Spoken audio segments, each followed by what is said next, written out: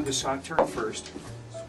Yeah, so sauterne, just in case anyone's embarrassed to say they don't know it, shouldn't be, but it is a famous wine from right near Bordeaux, France.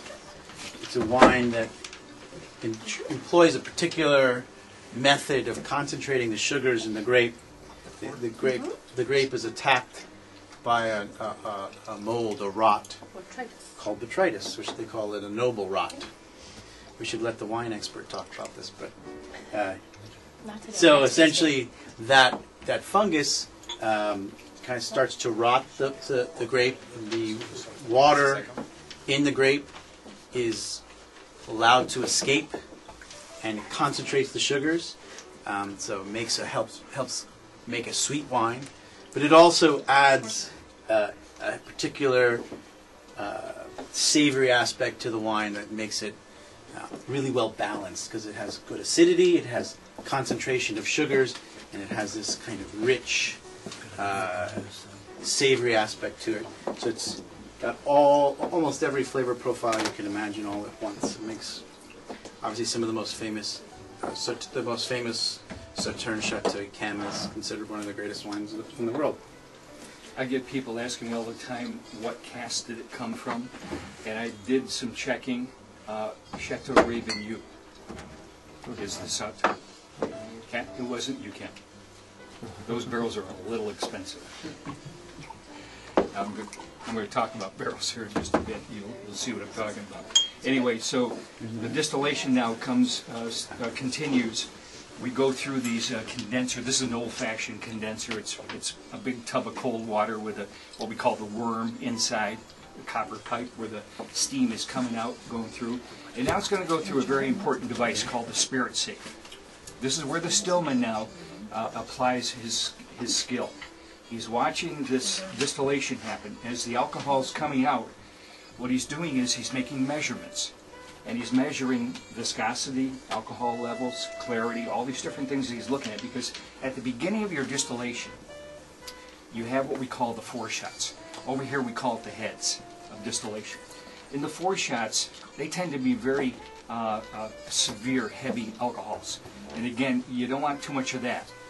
That will spoil your batch. So what the stillman's going to do is, as he's making his measurements, at the beginning, he's going to take this lever up on top. He's going to pull it over here. It'll take this pipe, move it over to this beaker, and that'll send that first portion off into a separate collection tank. We're going to get rid of those heads, or those foreshots. Now it starts to clear up, and you've got pure running spirit. Now you move the lever back, and you take what we call the center cut. Okay? So he moves the lever back, puts the pipe over here, and now he's going to make his cut. Here's a guy actually making his cut. At the end of your distillation, you get what we call the feints. Feints, or here we call tails. Now you get into very light alcohols, sulfurs, some stuff that you really don't want. So again, the stillman will make move that lever over, send it into that collection barrel. That then is taken and put into the next batch to be redistilled. And that redistillation will happen over and over again. That's exactly what each distiller is looking for. It's that center cut that they're trying to make. Each distiller has his own style. In fact, John will probably talk a little bit about that when he gets up here, because I only learned today where some of those heavy phenols are coming from, which was interesting. So the spirit's coming off the still. This is what it looks like. It's the color of water, no color to it. And from there, it's going to go into the collection tank and then into the barrels, and of course that's where the work really begins. Now it has to go into the warehouses, and it's going to have to sit there for at least 3 years. 3 years before it's legally single malt. We can't sell it or use it up until that point. I mean, you can sell it, but it's not legally single malt. So 3 years, now the blenders are going to want to get this young whiskey. And that's exactly what they're going to be using, 3, 4, 5, 6-year-old whiskey. We have to get quite a bit older before somebody's going to really be interested in single malt.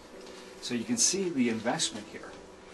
In all the work that's been done, think about everything that's been done up till now. We took the barley and then we soaked it. It started to sprout. We dried it. We ground it up, put it into a mash tun, put the hot water in, stirred that up, took that liquid, put it in the fermenters, fermented it, turned it into beer, took the beer, distilled it, put it in the barrel. You still don't have single malt. Now it's going to have to sit there for 3 years. I mean, you've gone through a lot of work and a lot of effort and a lot of money to get to that point, and you still don't have single malt. It's a huge investment, huge.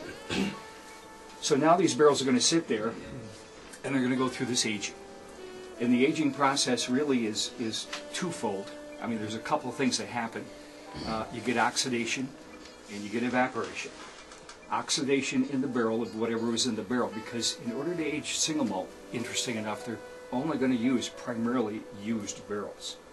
And this is where you get into some of these finishes. Each of the barrels are become very important in terms of what you're going to get out of that barrel and the quality of that wood. The quality of the wood is going to determine a lot of the character and flavor and nuances that you're going to get out of these single malts. So wood now becomes really important. I want to show you the 3 basic barrel sizes that are used. The more popular size, one of the more popular ones, is the one in the center. It's what we call a hogshead. These are wine barrels, coming from all over the place. We get wine barrels from everywhere. 250 liters, about 55 gallons. Very popular size barrel. The one on the right is one that we love to get, but they're quite a bit more expensive. Those are sherry butts. And these sherry butts come from the bodegas in Spain where they're making their sherry wines. 500 liters, about 110 gallons. What's basically going on in these barrels, depending on what was in it, is going to determine the color. So if I have sherry, I'm going to get a lot of dark color. If I have wine, white wine, I'm not going to get as much color. And all these colors are going to be transferred based on what was in the barrel. Well, here's a bunch of bourbon barrels, okay? And I'm showing you these because bourbon can only be used once. The barrel can be used once by U.S. law. 1965, the U.S. government imposed this regulation. The barrel has to be brand new, white oak charred, used once, then discarded. So it works out well because a lot of the companies over in Scotland, distillers, are also bourbon producers over here in the States. So the end result is they take the barrels, here's a bunch of empty bourbon barrels, they're going to send them over to Scotland, knock them all down, send them to the coopers are going to refurbish these barrels, put them all back together again, and they're going to turn them into aging whiskey barrels for Scotch. Well, there's a trick, and the trick very simply is to maneuver a bourbon barrel up to a hogshead. And the way they do that is add a couple of staves and make the barrel larger. And they're doing it, making it larger because the larger the size, the longer it's going to last in the warehouse. Think about it. In the warehouse, you've got this evaporation going on. And this evaporation, there's a formula that we basically use, 5 plus 2. 5% of the fill you lose the barrel the first year, 2% each year thereafter. So you can see what happens in a 10-year-old single malt. You're going to lose about 25% of the fill. That's what determines your cost. Every year, it starts to evaporate out. So if I have a little tiny 40-gallon bourbon barrel, it's not going to last as long as that big sherry butt. And that's really what it comes down to. So they will rework these barrels and turn them into a larger size. Once the barrel has been used, the question came up, how many times can we use it? The barrel is going to get refurbished. Once it's emptied, it's going to get sent back to the cooper. The cooper's going to refurbish the barrel, and what he's going to do is he's going to make sure it's all ready to go again for another fill, but then what he's going to do is he's going to retoast it. And retoasting it basically pops the grooves back open. Because what's happening is, as the malt sits in the barrel, these grooves start to close down and they get tight. Over probably 8 to 10 years. Tightens the barrel right up. Now we empty the malt, send it back to the cooper, he pops those grooves back open by retoasting the barrel. Now we've got, again, the grooves open, but as John indicated, if it's a second fill, a lot of the flavor's already gone. You'll get some the second time. You'll get a little bit the third time. By the time you hit the fourth time, it's pretty well played out. Because each time they do this, they're going to have to toast it harder, and harder, and harder. and harder, until eventually it's just that the barrel is toast.